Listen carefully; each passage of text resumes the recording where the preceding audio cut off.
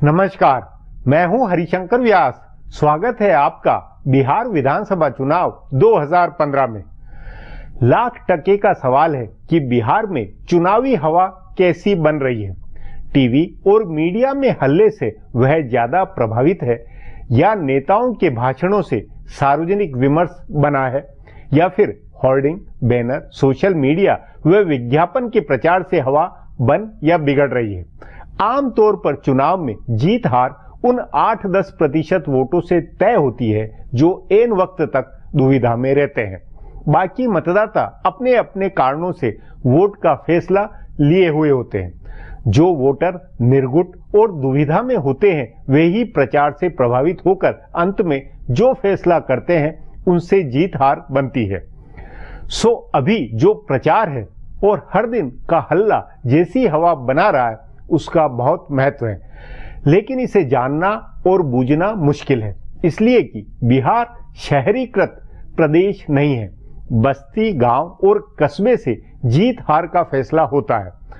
सो देहात और जातीय बस्तियों में भले घूम ले, लेकिन वहां के निर्गुट या दुविधा वाले मतदाताओं में हवा और मूड को जान सकना टेढ़ा काम है। मोटे तौर पर जो पार्टी उनकी भाषा वाला प्रचार लिए हुए है उसी से वह प्रभावित होगा। बहरहाल अब आगे का प्रोग्राम का ब्यौरा अजीत द्विवेदी से जानें।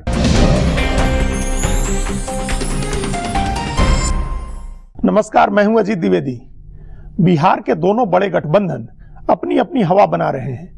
होर्डिंग्स, बैनर, पोस्टर, पर्चे या रेडियो प्रचार के जरिए मतदाताओं तक पहुंचने की कोशिश हो रही है, पर बुनियादी रूप से दोनों गठबंधन अपने कोर वोट के बीच ही हवा बना पा रहे हैं। इन दोनों गठबंधनों के अपने कोर वोट को छोड़कर एक बड़ा वर्ग इस समय चुप है और फैसला उसी के हाथ में है। इस पर चर्चा करें उससे पहले गौर करें इन सियासी चुनावी सुर्खियों पर।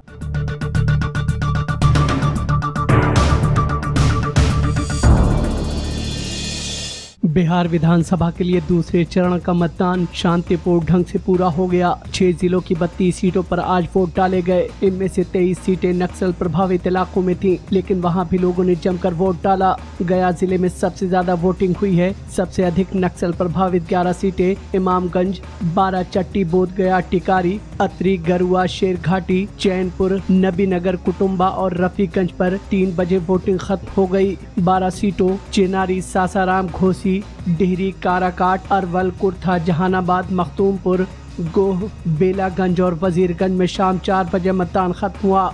बाकी 9 सीटों पर शाम 5 बजे तक मतदान हुआ। मतदान खत्म होने के बाद चुनाव आयोग के आरंभिक आंकड़ों के मुताबिक कुल 55% लोगों ने मताधिकार का प्रयोग किया।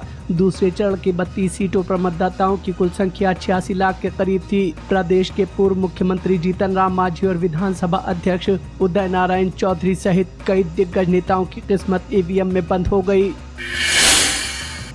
पटना साहिब के सांसद और बीजेपी के वरिष्ठ नेता शत्रुघ्न सिन्हा ने महंगाई के मसले पर अपनी ही सरकार पर हमला किया है। उन्होंने दूसरे चरण के मतदान के बीच आज दाल की बढ़ती कीमतों का मामला उठाया। उन्होंने दिल्ली में प्याज की कीमतों के कारण चुनाव हारने की याद दिलाते हुए कहा कि बीजेपी ने प्याज के आंसू देखे हैं और उसे नहीं भूलना चाहिए। उन्होंने दाल की कीमतों पर काबू पाने के लिए जरूरी कदम उठाने की मांग की। उन्होंने आज ट्विटर पर लिखा कि दाल की कीमतें 200 रुपए किलो तक पहुँच गयी है। सरकार को इसे कम करने के लिए जरूरी कदम उठाने चाहिए। शत्रुघ्न सिन्हा पिछले कुछ समय से पार्टी से नाराज चल रहे हैं। पार्टी ने भी उनका नाम स्टार प्रचारकों में तो शामिल किया है, लेकिन प्रचार के लिए अभी तक नहीं उतारा है।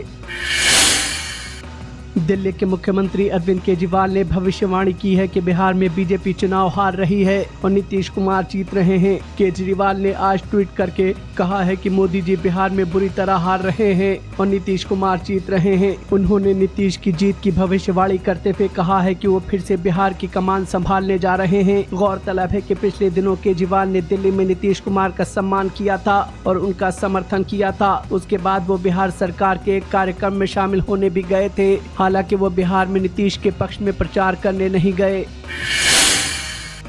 पटना एयरपोर्ट और उसके आसपास प्रधानमंत्री नरेंद्र मोदी और बीजेपी अध्यक्ष अमित शाह के पोस्टर और होर्डिंग्स लगाने के मामले में कार्रवाई करते हुए चुनाव आयोग ने एयरपोर्ट निदेशक के ऊपर मुकदमा दर्ज कराया है।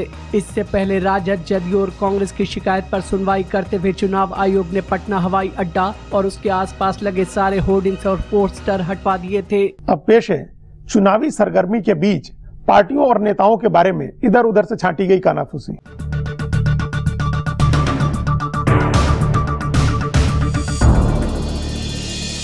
बिहार में 2 चरण का मतदान हो गया, लेकिन कोई भी पार्टी अपनी सहयोगी पार्टियों को लेकर पूरे भरोसे में नहीं है। सभी पार्टियों को भीतर घात का अंदेशा है। बताया जा रहा है कि भाजपा के नेता सबसे ज्यादा रामविलास पासवान और जीतन राम मांझी को लेकर चिंता में हैं। भाजपा के सूत्रों के मुताबिक पासवान की पार्टी के नेताओं ने मांझी की पार्टी के उम्मीदवारों को हराने के लिए काम किया है, तो मांझी के समर्थक कहीं भी लोजपा को वोट नहीं दे रहे हैं। इसी तरह की चिंता कांग्रेस और जदयू दोनों को राजद को लेकर है। एक सर्वेक्षण में कांग्रेस के 20 सीट जीतने का अनुमान जताए जाने के बाद आरजेडी के एक बड़े नेता ने कहा कि ये ठीक नहीं हो रहा है। पहले चरण के मतदान में कांग्रेस के अच्छा प्रदर्शन का अनुमान बताए जाने के बाद कहा जा रहा है कि राजद नेताओं ने कांग्रेस उम्मीदवारों के प्रति उत्साह दिखाना बंद कर दिया है। तभी दूसरे चरण के मतदान में कांग्रेस उम्मीदवारों की स्थिति अच्छी नहीं बताई जा रही। भारतीय जनता पार्टी ने महाराष्ट्र, हरियाणा और झारखंड में जो रणनीति अपनाई थी उसी पर बिहार में अमल हो रहा है। पार्टी ने किसी को मुख्यमंत्री का दावेदार नहीं बनाया, लेकिन अलग अलग इलाकों में अलग अलग नेताओं को दावेदार बनाने का सिलसिला शुरू हो गया है। पहले 2 चरण में 5 दावेदार किसी न किसी रूप में सामने आ चुके हैं। ये दावेदार अति पिछड़ा, राजपूत और दलित जातियों के हैं। बताया जा रहा है कि 28 अक्टूबर को होने वाले तीसरे चरण के मतदान से पहले भाजपा का कोई न कोई नेता किसी यादव नेता को दावेदार बता सकता है, क्योंकि पटना प्रमंडल में इससे फायदा मिलने की उम्मीद है। चौथे चरण से पहले कोई नया राजपूत, भूमिहार और अति पिछड़ी जाति का दावेदार सामने आ सकता है। आखिरी चरण में भी भाजपा की ओर से किसी न किसी को दावेदार बताया जाएगा। हर जाति का वोट हासिल करने की रणनीति के तहत भाजपा के नेता अलग अलग इलाकों में नए दावेदार खड़े कर रहे हैं। अब एक ब्रेक लेते हैं। ब्रेक के बाद बिहार में दोनों गठबंधनों के प्रचार के प्रभाव को लेकर चर्चा करेंगे।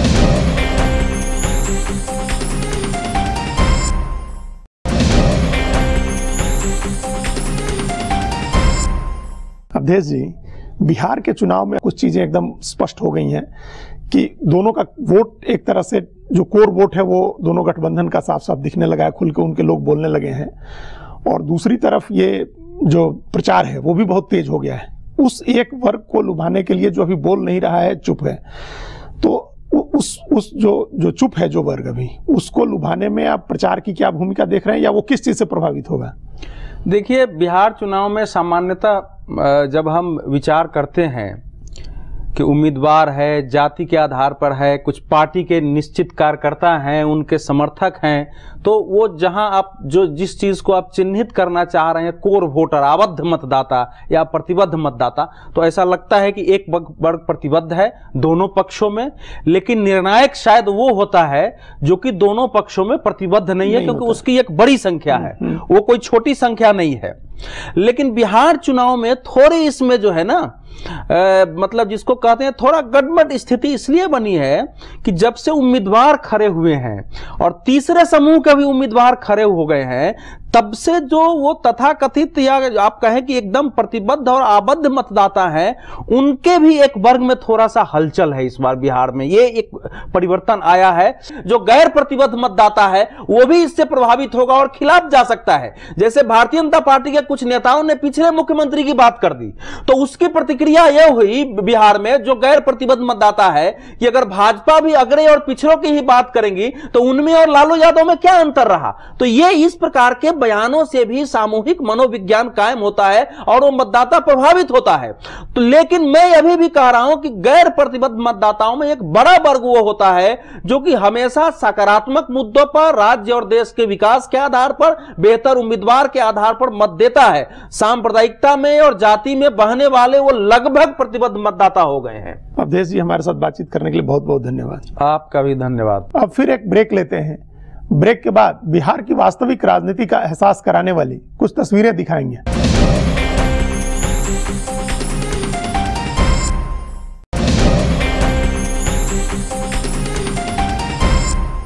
ब्रेक के बाद एक बार फिर आपका स्वागत है। बिहार की चुनावी हकीकत क्या है? पटना में चारों तरफ लगे नरेंद्र मोदी और नीतीश कुमार के होर्डिंग्स और पोस्टर एक कहानी दिखाते हैं, तो पटना से बाहर निकलते ही दूसरी राजनीतिक तस्वीर दिखने लगती है। वहां पोस्टर और होर्डिंग्स नहीं है, लेकिन लोगों के दिलो दिमाग में राजनीति है। सो हम लोगों ने पटना से बाहर गांवों में जाकर लोगों से चुनाव पर उनकी राय पूछी। हमारा गांव तो पारा हमारा हरजन टोली में तो है मांझिए का। हाँ, मांझी के कारण आप नरेंद्र मोदी से जुड़े? नहीं, कोई जरूरी नहीं। नरेंद्र मोदी हम लोग पहले से हैं। देखिए, ऐसे तो नसीजे जी के भाई इलाका है, ये भलाई किया, नसीजे जी बहुत भलाई किया, हर चीज बना दिया बेचारा। मोदी सरकार है। मोदी सरकार? हाँ, भाजपा। किस आधार पर मन बनाया? हाँ, कैसे मन बनाया? क्योंकि वो अच्छा भी कर रहे हैं, अभी कुछ घटा है और भी आगे कुछ करेंगे, ऐसा लगता है। हम लोग नीतीश सरकार और लालू जी को हम वोट दें। सब लोग तकलीफ से उनका प्रति मोदी प्रति नहीं देते वोट, उनका हाँ गुस्सा पूरे है। उनका कोई नहीं वोट लोग देते, सब लोग देते नीतीश के लालूए के वोट। विकास के नाम पर देना। विकास कौन किया है? नीतीश कुमार। हमारा प्रोग्राम अब यहीं खत्म होता है। आग्रह है कि प्रोग्राम पर अपनी राय hsvyas@nayaindia.com पर ईमेल करके बताएं या HS व्यास के मेरे अकाउंट पर ट्विटर करके जाहिर करें।